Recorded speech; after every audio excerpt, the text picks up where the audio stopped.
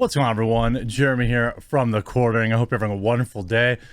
Hollywood has a lot of reason to be scared. Not just because a lot of people are working to offer superior products, and not just because people are afraid of seeing every single movie that is obsessed with the message. Not just because everyone's sick of seeing movies that are reimagined. No. There's real competition out there, not just the streaming platform, but singular companies like the Daily Wire, who is putting out a thriller that looks very good and has me excited. And there's a lot to discuss why Hollywood should be very, very, very concerned. And hey, if you're new here, you haven't yet, if you see the red subscribe button down below the video and you end up liking the video, please do consider clicking it. It's impossible to find new people here on YouTube without your hard work subscribing and sharing it. So I really do appreciate that. The billion-dollar film era, which seemed automatic, to happen every, couple of times every year, probably ended with Spider-Man's No Way Home, although I could be wrong about that. I do know, however, that there is a growing demand for alternatives, for popcorn movies is what I would call them. Movies that don't have to be masterpieces, but just have to entertain, and as a drinker would say, avoid constantly focusing on the message. It's why Spider-Man was so good. It was really an excellent action film that felt organic in its, character choices and storylines and messaging. And that's actually kind of usually true with Marvel movies. All the media talks about like how woke it is and how inclusive and diverse it is and how this and that. And then it ends up being like a nothing burger, and it's like a tiny throwaway thing in the movie that the media pounces all over. And I have a feeling that's exactly how Thor: Love and Thunder will be. It will probably be a good movie, but the media is going to focus on like these one or two tiny things in the movie and make it seem like it's, the entire thing. But people love action movies. That's why after, and early on during the lockdowns, a movie like Fast and Furious could make $700, $800, $900 million, while big release films were struggling to make $200 or $300. It's why even The Matrix lost money. It's why Marvel's Eternals lost money. It's why every major big budget film that's come out in the past year or two has lost money. It's not just that people are afraid to go out, which there are some. I've talked about that. I know them. You know them. People that will literally never find themselves in a group of people, like a large group of people again. My parents are like that. They're living in absolute fear, and they're both double jabbed and boosted, and they're still afraid to go anywhere. I feel like going to their house and like pulling off cutting their cable TV line.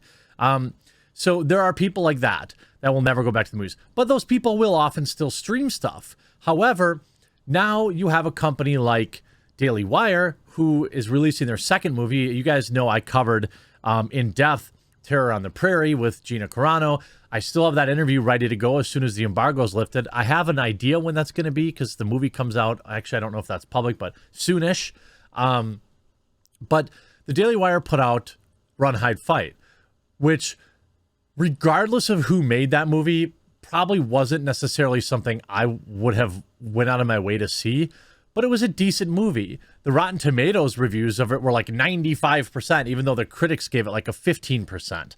Now, the truth is, obviously, usually somewhere in the middle there, but it was a fine movie. It had its flaws, but it was a good popcorn flick. Now they have a movie that is something I like. I like psychological thrillers. I like high-intensity movies. In fact, I'm going to live stream tonight, like starting at 5:30 Central, and then I'm going to live tweet this movie. I haven't seen it. They sent it to me 2 weeks ago to watch. I'm not watching it. I want to watch it with everybody else. But they released Shut In, and it's going to be released for free. It starts in, 5 hours from here. Actually, I don't know if that changes like when I refresh it. No, so it's about 5 hours. The trailer looks pretty good. If we check out the trailer, pretty intense.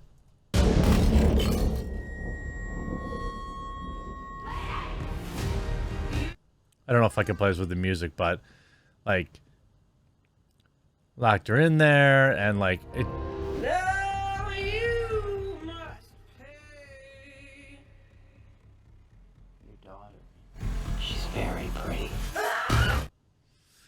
So Run, Hide, Fight, Bonfire Legend, the people that I think they were behind Bone Tomahawk. It's a 30-second thing. It doesn't really doesn't tell you much about it, but it's another option for people. And it's going to be free on YouTube. You can't beat that price. Bring it up on your TV, watch it. You see, and so it begins. Daily Wire shut-in to screen for free on YouTube. This, Daily Wire shut-in Rainy Koali, probably mispronouncing, shuts out woke demands. Perhaps the most glaring unfilled market demand is for cinema entertainment that's not swaddled in progressive messaging. The message. Or formatted to appease Chinese theaters. I agree. The Daily Wire, founded by Ben Shapiro and Jeremy Boring, will release its first original film, Shut-In, Thursday on YouTube. Shut-In focuses on a single mother named Jessica, portrayed by Rainey, I'm not going to mispronounce her last name again, who's broke and a recovering addict. The film features just 3 adults and her 2 kids. The bulk of its scenes take place inside of a dark room, channeling every viewer's claustrophobic paranoia. After initially locking herself in the pantry, Jessica's ex-boyfriend throws her back into the cramped space without a cell phone and leaves the house. She cannot get out of the room while home alone with the 2 young children. Soon after, Rob's friend, a sadistic, evil guy, the worst kind of guy, invades the home to find her daughter. Suspense films are at their best when viewers are put themselves into the character's shoes. Any viewer, particularly a mother, will become enthralled with Jessica's terrifying predicament. A desperate Jessica now sits at home in a small room, tempted by using again, while a monstrous figure roams alone with her kids. Now, screenwriter Melanie Toast takes a Breaking Badian approach, often writing Jessica in impossible corners before quickly writing her out of what appears to be the final stage of her journey. I don't want to ruin the movie. I don't want to spoil it. Look, I've talked about this before, and yes, I have some friends inside of Daily Wire.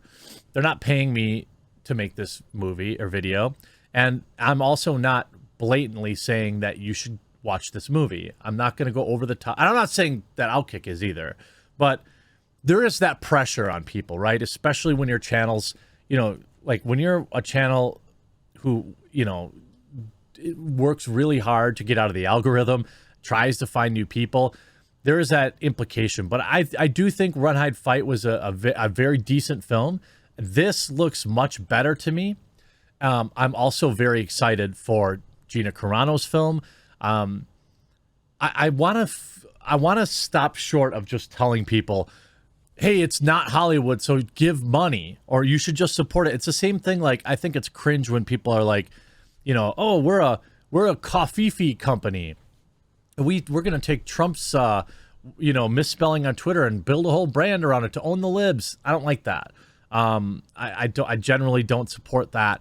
And so I'm not saying like, hey, it's Daily Wire, so it's going to be awesome. Looks good. And I'm going to watch it tonight. I'm going to be in the chat, live chatting along with people as I watch it for the first time. I think it's going to be interesting.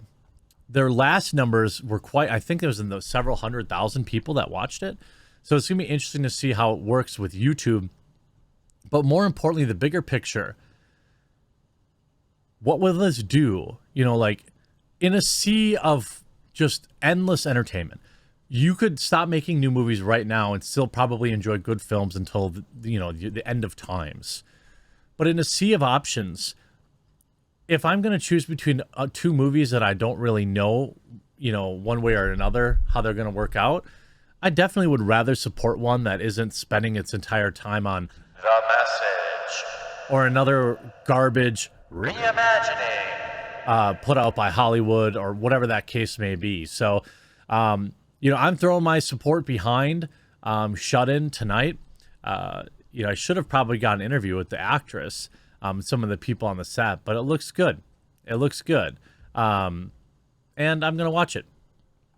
But more than anything, I'm just excited that there are more alternatives in entertainment. And I hope more people do this. I know that Daily Wire is probably, you know, it takes big money to do this kind of stuff. So, I mean, you know, it takes a lot. But, you know, Terror in the Prairie has Nick Searcy, has Gina Carano, has other great actors, and a great production company behind it. There will be more. I mean, why can't some people... And the thing with... when you talk to people at the Daily Wire, they're not interested in making movies that are like conservative movies. They're just interested in trying to make good movies that don't focus on the message the entire time. And I think that there is a huge audience of people that are ready to consume that. So good luck, Daily Wire, on your movie release tonight. I'll give it a watch and share my ideas probably live as I live stream. And yeah, good luck, buds. Stick it to them.